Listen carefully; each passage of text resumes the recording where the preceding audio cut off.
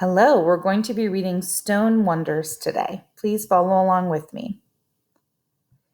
Paragraph 1. Egypt's pyramids are some of the oldest stone buildings in the world. They were built over a span of 1,000 years as burial tombs for kings and queens. The first pyramids were built from a series of stepped terraces that looked very much like the layers of a wedding cake.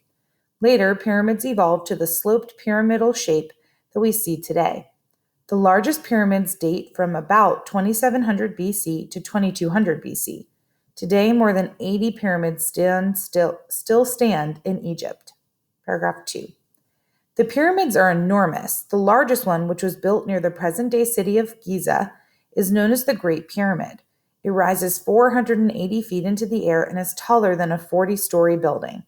It covers an area greater than 10 football fields. It's estimated that nearly 2.3 million blocks were used to build the Great Pyramid. Some of the largest blocks weigh as much as 15 metric tons. That's the equivalent to about 4 mid-sized African elephants.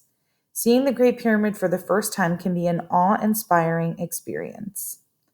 This picture is of the Great Pyramid at Giza in Egypt. Paragraph 3. All pyramids have certain things in common. They all have rectangular bases and are made of brick or stone.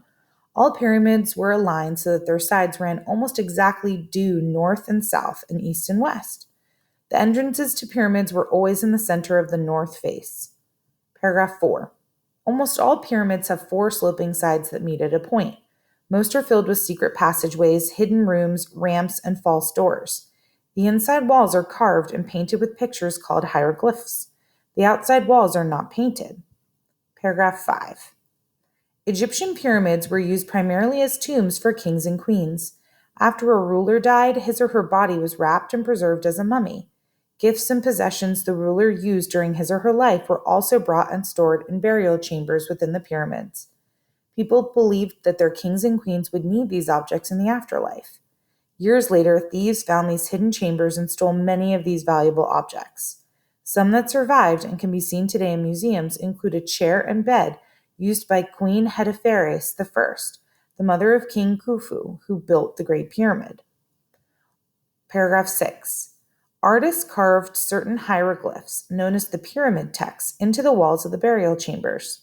These texts include sacred hymns, magical spells, instructions on how to act in front of the gods, and other information thought to be useful in the afterlife.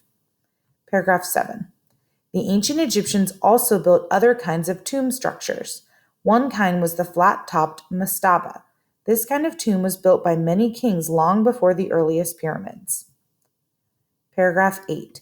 Mastabas have 4 sides that do not rise to a point. These structures have no secret passageways, hidden rooms, ramps, or false doors. You cannot even go inside them. The outside walls are carved and painted with pictures. They show people bringing food, water, milk, and honey to the king. Paragraph 9. A pyramid never stood alone in the desert. It always served as the focal point of a complex of temples and smaller pyramids. Most pyramid complexes contain king's pyramids, queen's pyramids, and satellite pyramids. The king's pyramids were the largest and most ornate. The Great Pyramid of Giza is the best example of a king's pyramid. The queen's pyramids were simpler, smaller versions of the king's pyramids. The queen's pyramids sometimes contained temples of their own and were intended for the burial of the most important king's wives. The smallest type of pyramid was the satellite pyramid. They were too small to serve as burial places. Researchers are still trying to solve the mystery of their purpose. Paragraph 10. From the Great Pyramid of Giza to the small satellite pyramids, these Egyptian tombs are remarkable structures. To this day, scientists continue to explore these ancient pyramids to learn more about them and what mysteries they may still hold. You can listen to this passage be read aloud to you as many times as you need, and you can scroll back through and illuminate. Today, your goal is to answer questions 1 through 6 independently using the text on Illuminate.